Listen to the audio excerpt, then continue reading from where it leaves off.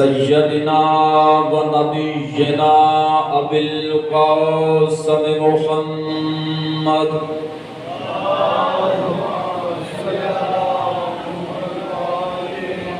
و آلہ الطیبین الطاہرین المعصومین الذین اذهب اللہ عنہم الرجس وطہرہم تطہیرا اللہم صلی علی محمد وآل محمد الحمدللہ الذی جعلنا من المتمسکین بولایت سلطان الاولیاء خطیب منبر سلونی والائمہ علیہم السلام نعرہ حیدری اما بعد فقد قال اللہ سبحانہ وتعالی فی کتابہ المجید وفرقانہ الحمید بسم اللہ الرحمن الرحیم وما ارسلناک الا رحمتا للعالمین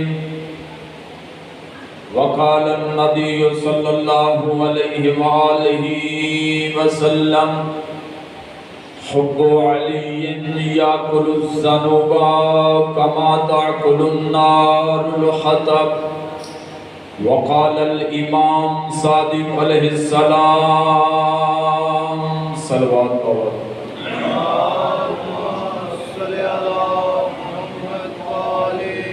قولوا لنا زجنا تمام تعریفیں اس معبود برحق کریم پروردگار عالم اللہ کے لیے جو تعریفوں کے لائق ہے، تمام تعریفیں اس رحمان و رحیم پروردگار عالم اللہ کے لیے جس اللہ نے ہمیں ولایت علی جیسی نعمت عظمیٰ سے نوازا ہے۔ تمام تعریفیں اس وحدہ لا شریک اللہ کے لیے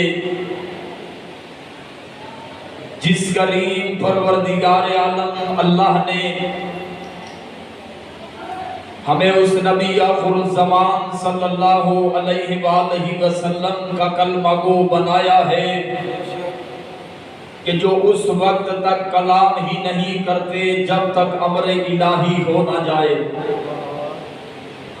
اللہ کے نبی نے امر الہی سے فرمایا یا علی انت فی امتی بمنزلۃ الکعبہ، فرمایا اے علی میری امت میں تیرا وہی مقام ہے جو لا الہ الا اللہ اور محمد الرسول اللہ پڑھنے والوں میں کعبہ کا مقام ہے۔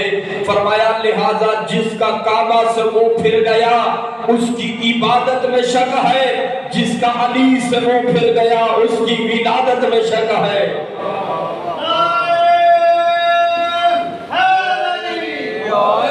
کیونکہ شاعر نے کمال کہا حیدر کی ولا صاف امانت کا اثر ہے۔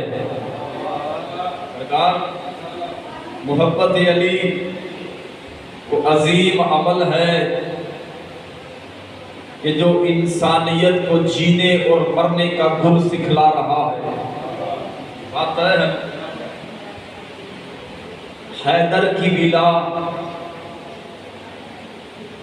نے بولا علی بادشاہ اور صدات تشریف فرمائے۔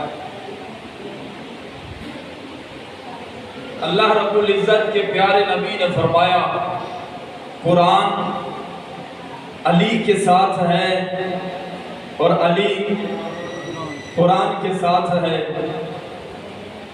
قرآن کی ہر آیت کے نیچے ولایت علی پوشیدہ ہے، اور شہید ملت کا جملہ ہے، وہ کہتے ہیں یا علی قرآن کی وہ پہیلی ہے جسے بوجھنے پہ اللہ جنت عطا کرتا ہے۔ قرآن کو سمجھنے کے لیے ولائے علی ضروری ہے، اور قرآن بھی اتنی دیر تک سمجھ نہیں آتا جب تک ولائے علی نہ ہو۔ شعر کو میں مکمل کروں پھر آپ کو آپ کی فضیلت کا ایک واقعہ سناؤں گا۔ سرکار شاعر نے کہا حیدر کی ولا صاف امانت کا اثر ہے۔ یاد کیجئے حیدر کی ولا، بولے حیدر کی ولا صاف امانت کا اثر ہے۔ پھر سے بولے حیدر کی ولا،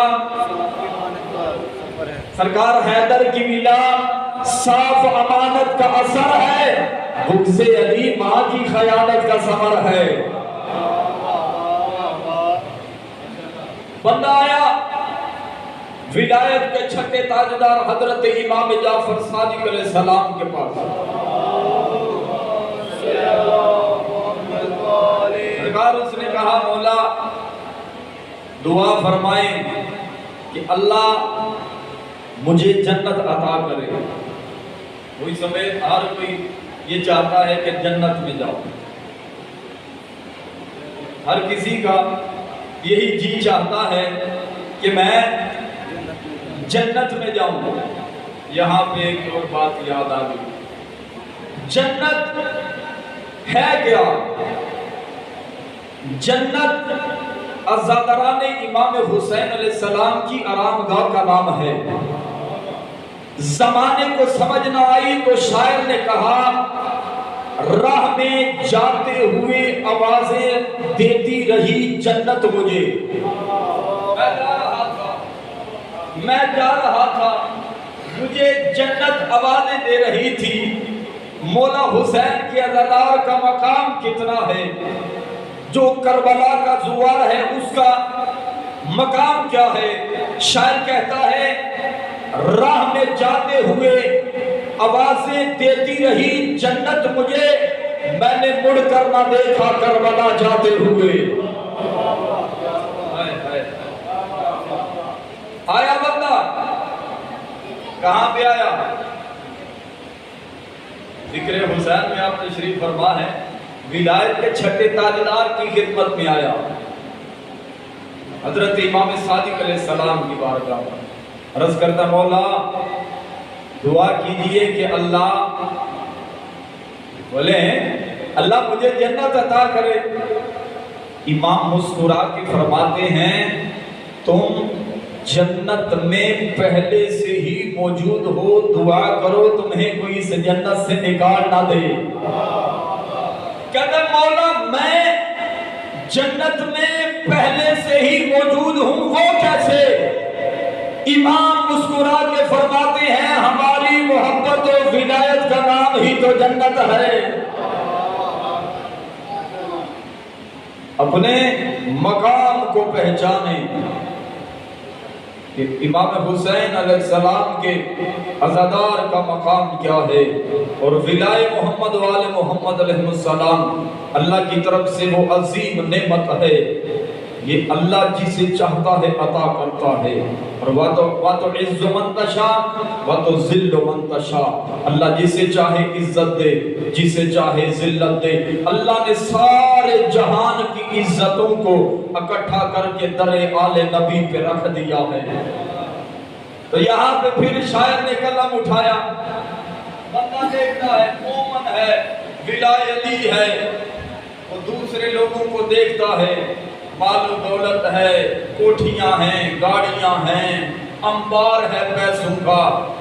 جب علی والا ہوتا ہی وہ ہے کہ جو زمانے کی چلاکیوں کو ٹھکرا دے۔ زمانہ جو چلاکیاں کھیلتا ہے اسے علی والا ٹھکرا دے۔ شاعر نے ان محبوں کو جو مالی لحاظ سے دنیا میں کمزور ہیں لیکن ولائے علی کی دولت سے مالا مال ہیں، شاعر نے سرکار کیا کہا؟ شاعر کہتا ہے نہ رئیس ہوں، نہ امیر ہوں، نہ کسی بادشاہ کا وزیر ہوں، توجہ ہے؟ نہ رئیس ہوں، نہ امیر ہوں، نہ کسی بادشاہ کا وزیر ہوں، در زہرا ہے میری دولت، میں اسی در کا فقیر ہوں۔ در زہرا ہے میری دولت، میں اسی در کا فقیر ہوں۔ کمال حضرت قمر تشریف فرما ہے، یا علی سرکار کی بارگاہ میں ایک بندہ آیا، کہتا مولا آج تربوز کھانے کو دل کر رہا ہے۔ توجہ ہے؟ آپ نے تربوز کھایا؟ پتہ ہے آپ کو تربوز؟ کہتا مولا تربوز کھانے کو دل کر رہا ہے۔ مولا نے جناب قمر کو درہم و دینار دیے، کہا کہ بازار سے تربوز لے کر آؤ۔ حضرت قمر اٹھے، جو حکم آتا، حکم کی تعبیر کے مطابق، سمجھ آ رہی ہے جناب؟ حضرت قمر تربوز لے کر آئے، مولا کی خدمت میں پیش کیا، کہا مولا حاضر مولا۔ سرکار فرماتے ہیں قمر اس کی کاشیں بناؤ، خود بھی کھاؤ، مہمان کو بھی کھلاؤ، ہمیں بھی کھلاؤ۔ جناب قمر نے وہ تربوز کاٹا، چکھا، کہا مولا یہ کڑوا ہے۔ سرکار نے فرمایا اسے پھینک دو، یہ جہنم سے آیا ہے، جہنم میں جائے گا۔ وجہ ہے جی؟ پھر دیے جناب قمر کو درہم و دینار، گئے 2 تربوز اور لے کر آ گئے۔ پہلے ایک وہ کیا تھا؟ کڑوا۔ یہاں پہ بیٹھے مجلس حسین میں ایک مرتبہ صلوات پڑھیے گا۔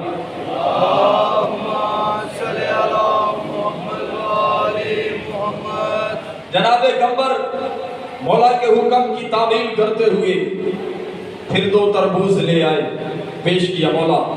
مولا نے پھر فرمایا قمر اس کو کاٹو، اس کی کاشیں بناؤ، خود بھی کھاؤ، مہمان کو بھی کھلاؤ، ہمیں بھی کھلاؤ۔ جناب قمر نے اب دوسرے تربوز کو کاٹا، اس کو چکھا، کہا مولا یہ ترش ہے، کھٹا ہے۔ مولا نے فرمایا اسے پھینک دو، یہ بھی جہنم سے آیا، جہنم کی طرف جائے گا۔ جس کے دل میں ولائے علی ہے اس کا مقام مولا اور اللہ کی بارگاہ میں کیا ہے؟ جناب قمر نے تیسرا تربوز کاٹا، توجہ ہے جی؟ اس میں کیڑے نکلے، کہتا مولا کیڑے ہیں۔ فرمایا یہ بھی جہنم سے آیا، جہنم کی طرف جائے گا۔ مولا نے پھر درہم و دینار دیے، جناب قمر بازار سے چوتھا تربوز لے کر آئے، اسے کاٹا، چکھا، کہا مولا یہ میٹھا ہے۔ فرمایا قمر خود بھی کھاؤ، مہمان کو بھی کھلاؤ، ہمیں بھی کھلاؤ۔ جب مولا نے تناول فرما لیا، مولا نے فرمایا قمر اللہ نے ہماری ولا کے تمام پھلوں کے سامنے پیش کیا، جس پھل نے انکار کیا وہ کڑوا بدبودار اور ترش بنا، جس نے ہماری ولا کا اقرار کیا وہ میٹھا اور خوشبودار بنا۔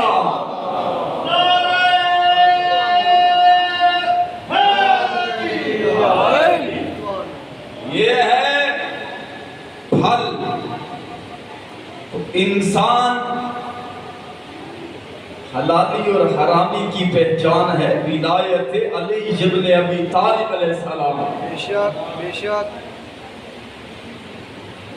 اب حضرت امام جعفر صادق علیہ السلام نے فرمایا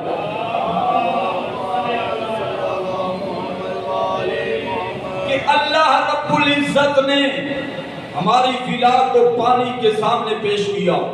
بعض علاقوں میں دیکھے پانی نمکین ہوتا ہے، کہیں پہ کڑوا ہوتا ہے، بے ذائقہ پانی ہوتا ہے، کہیں پہ میٹھا ہوتا ہے۔ مولا نے فرمایا اللہ نے ہماری ولا کو پانی کے سامنے پیش کیا، جس پانی نے ہماری ولا کو قبول کیا وہ میٹھا بنا، جس نے انکار کیا وہ نمکین اور کڑوا بنا۔ سمجھ میں آ رہی ہے؟ یہ وہ نعمات جو ہم روزمرہ استعمال کرتے ہیں.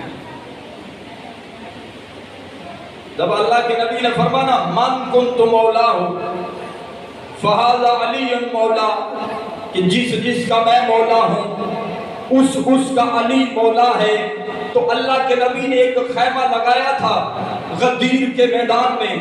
یا علی سرکار کو کہا کہ آپ یہاں پہ تشریف فرما ہو جائیں. اللہ کے نبی نے اعلان کیا کہ ہر کوئی علی کو مبارکباد دو. اب صحابہ کرام کی لائن لگ گئی، ہر کوئی یا علی سرکار کو مبارکباد دینے لگا. یا علی آپ کو مبارک ہو، آپ منصب امامت و منصب ولایت پر فائز ہوئے.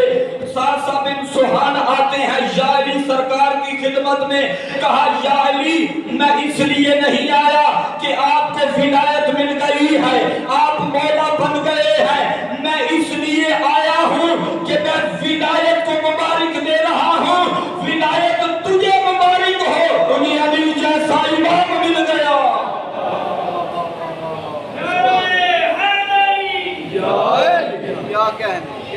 ساسا بن سوہان ہیں، صحابی رسول ہیں. وہ کہتے ہیں میں آپ کو مبارکباد دینے نہیں آیا، میں تو ولایت کو مبارکباد دینے کے لیے آیا ہوں کہ ولایت تجھے مبارک ہو، تجھے علی جیسا امام مل گیا ہے. غدیر کے مقام پہ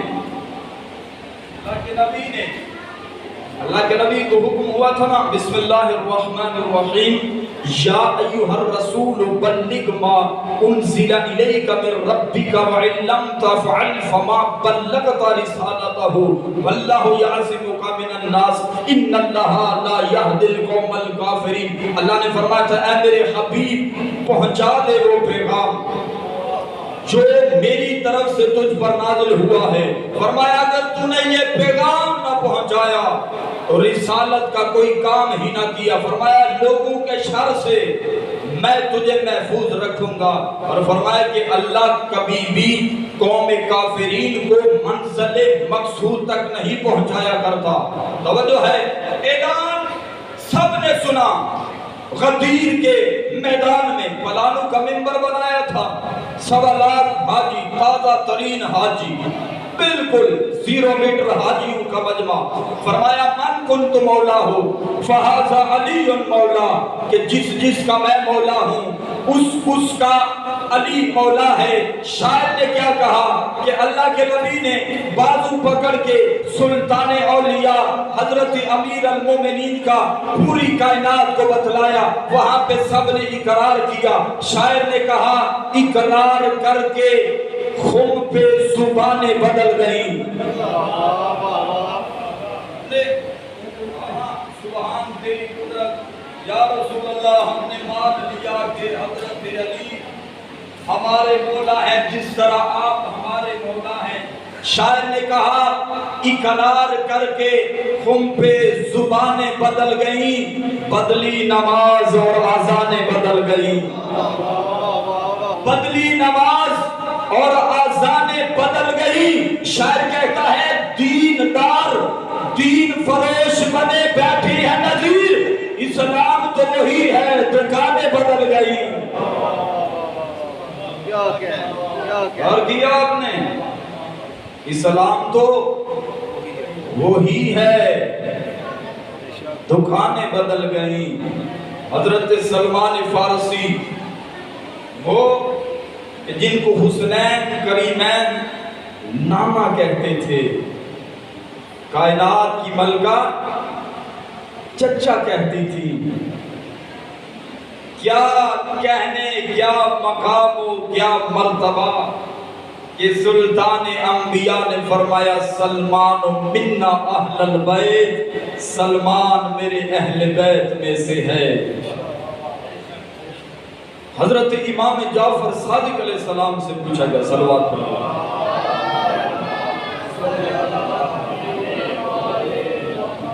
بات ایک یاد رکھیے گا کہ بندہ کامیاب وہی ہے جو فرمان مولا علی کے مطابق زندگی بسر کرتا ہے. کائنات کے رسول صلی اللہ علیہ وآلہ وسلم کی سنت پر عمل کرنے والی ہستی کا نام ہے ذات علی علیہ السلام۔ مولا علی بادشاہ نے فخر کیا، فرمایا انا عبد من عبید محمد، فرمایا میں محمد کے غلاموں میں سے ایک غلام ہوں۔ پوچھا جائے گا حضرت علی علیہ السلام کی ولا سینے میں لے کے جو بندہ چل رہا ہے، اس کائنات میں سانسیں لے رہا ہے، اللہ کی بارگاہ میں جانا ہے، وہاں پہ یا علی سرکار کے سامنے حاضر ہونا ہے، تو حضرت مولا علی بادشاہ کے فرمان کے مطابق زندگی بسر کرنے والا دنیا میں بھی کامیاب ہے اور آخرت میں بھی کامیاب ہے۔ شاعر نے کہا دنیا و آخرت میں اگر رہنا ہے چین سے، دنیا و آخرت میں اگر رہنا ہے چین سے، جینا علی سے سیکھ لو مرنا حسین سے۔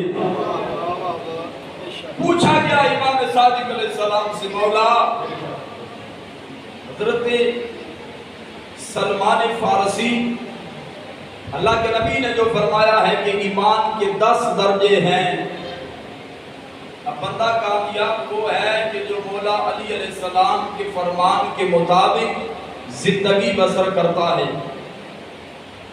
پوچھا گیا کہ اللہ کے نبی نے فرمایا ہے ایمان کے 10 درجے ہیں، تو حضرت سلمان فارسی ایمان کے 10ویں درجے پر فائد ہیں، وجہ کیا ہے؟ اللہ اکبر، ایک جملے میں امام صادق علیہ السلام نے حضرت سلمان فارسی کی ہسٹری کو بیان کر دیا۔ فرمایا کہ سلمان فارسی کے 10ویں ایمان پر فائد ہونے کی وجہ یہ تھی کہ سلمان فارسی وہی چاہتا تھا کہ جو علی چاہتے تھے۔ اللہ اکبر، آپ نے تو خاموشی سے سن لیا، فرمایا کہ سلمان فارسی وہی چاہتے تھے جو علی چاہتا تھا۔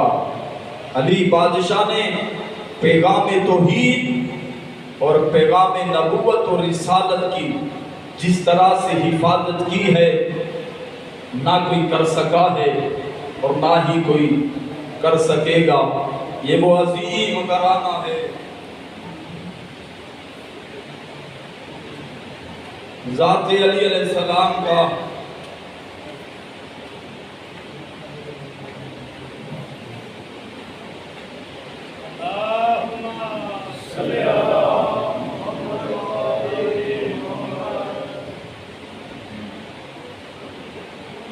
یا علی سرکار نے ہر محاذ پر اللہ اور نبی پاک صلی اللہ علیہ وآلہ وسلم کے فرمان کو ملحوظ خاطر رکھا۔ یہ جو معرکہ کربلا برپا ہوا ہے،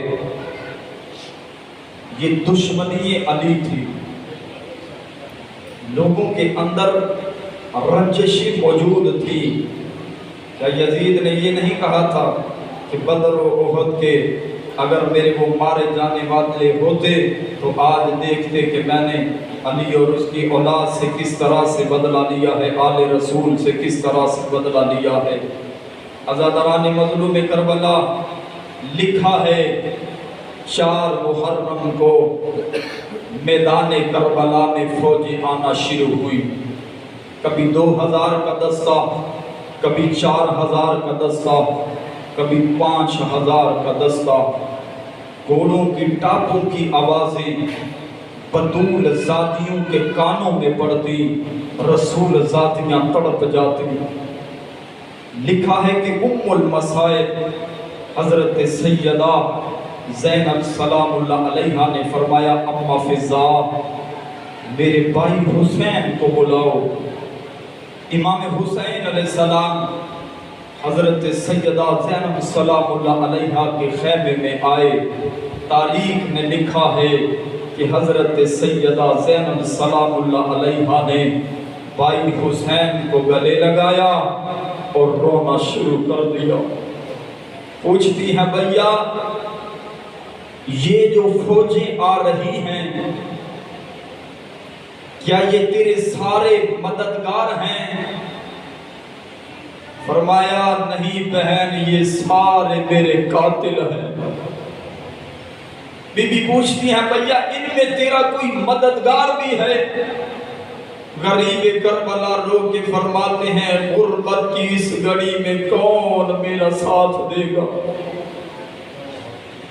بی بی فرماتی ہیں بھیا تو بھی تو بلا لینا کسی کو۔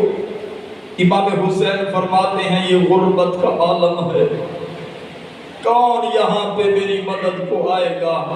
بی بی فرماتی ہیں بھیا نام میں بتاتی ہوں، خط تو لکھ، شریف ماں کا بیٹا ہے ضرور آئے گا۔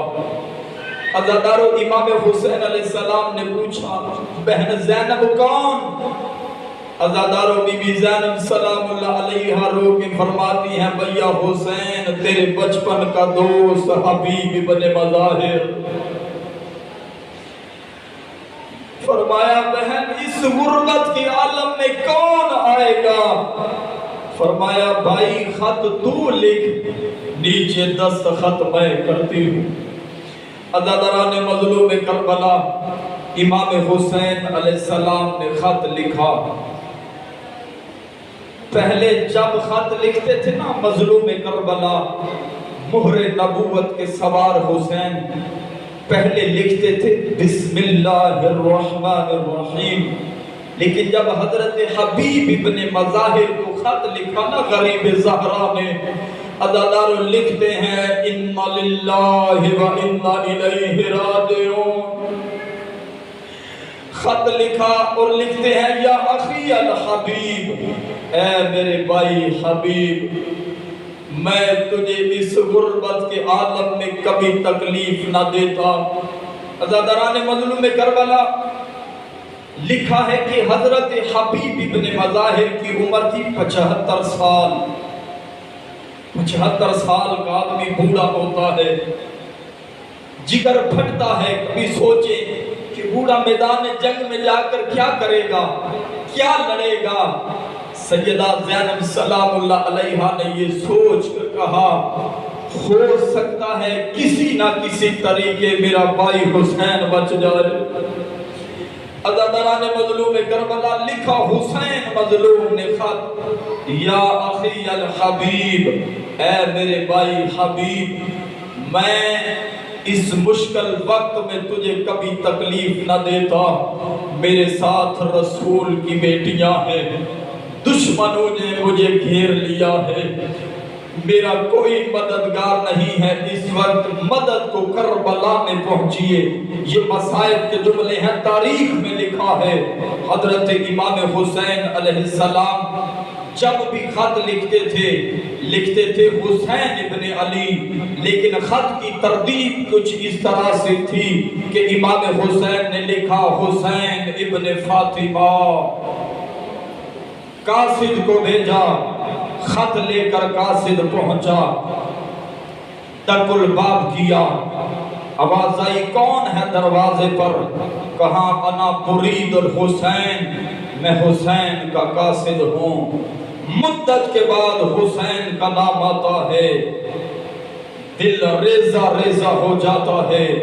جب سنانا لکھا ہے تاریخ نے کہ اس وقت حضرت حبیب ابن مظاہر کھانا کھا رہے تھے، جب سنانا کہ میں حسین کا قاصد ہوں، وہیں پہ لقمہ چھوڑ دیا، نالین بھی نہیں پہنی، فوراً دروازے پر آئے، کہتے ہیں حسین کے قاصد جلدی آ، آرام کر، کھانا کھا، پانی پی۔